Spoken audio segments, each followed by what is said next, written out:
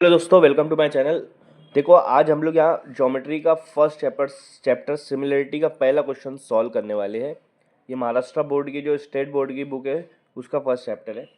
तो देखो क्वेश्चन क्या दिया है, क्वेश्चन पहले समझो। क्वेश्चन अगर आपको समझ में आ जाता है तो आपके लिए आंसर बहुत ईजी पड़ जाता है।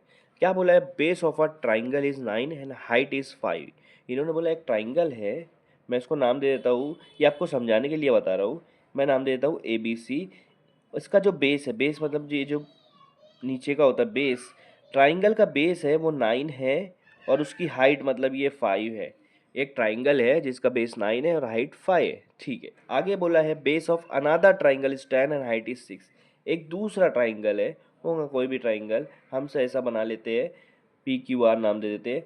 उसका बेस है 10 और उसकी हाइट है 6। ये दिया है अनदर ट्राइंगल का बेस और हाइट। ठीक है, तो दो ट्राइंगल दिया है, यहाँ से हमको समझ में आता है। अब आगे पूछा है find the ratio of area of this triangle. मतलब ये बोला है कि इन दोनों का जो एरिया आएगा उसका रेशियो निकालना है, उसका डिवाइड निकालना है। ये पहला वाला है और ये दूसरा वाला है, तो पहले वाले का एरिया ऊपर लिखूंगा मैं, एरिया ऑफ ट्राइंगल ABC नाम दे दो, जो भी नाम देना है ये मायने नहीं रखता।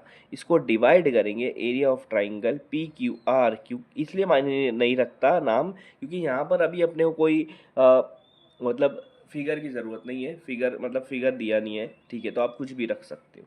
ठीक है, दो ट्राइंगल समझ में आ गया, इन दोनों का एरिया। अब आपको पता है एरिया ऑफ ट्राइंगल क्या होता है। एरिया ऑफ ट्राइंगल क्या होता है? Half into base into height, half into base into height. ठीक है, तो एरिया ऑफ ट्राइंगल ABC का हाफ इंटू, अब दोनों का एरिया निकालना है तो मैं ऊपर वाला A है इसलिए बेस 1 करूँगा, हाइट 1 करूँगा।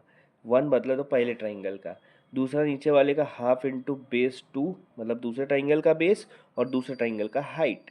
तो ये आपका फॉर्मूला हो गया, half into base into height पहले ट्राइंगल का ऊपर और half into base into height दूसरे ट्राइंगल का नीचे, क्योंकि इनका डिवाइड निकालना है, डिवाइड को ही रेशो बोलेंगे यहाँ पर हम।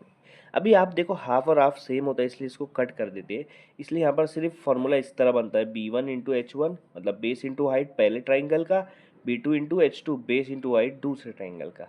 पहले ट्राइंगल का बेस कितना दिया है? 9, तो यहाँ पर 9 लिख दो।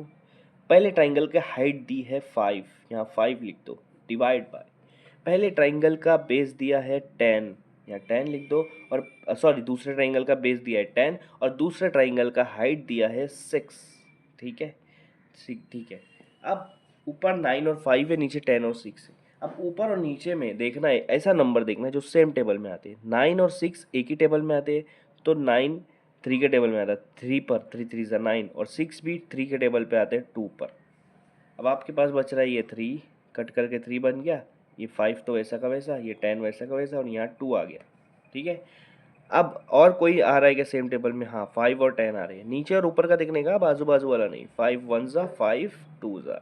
अब आपके पास बचा है 3 मल्टीप्लाई 1, 2 मल्टीप्लाई 2। 3 1 ज़ा कितना होगा? 3, 2 2 ज़ा कितना होगा? 4। ये आपका रेशो आ गया, एरिया ऑफ ट्राइंगल का रेशो आ गया। ये आपका फाइनल आंसर है 3/4।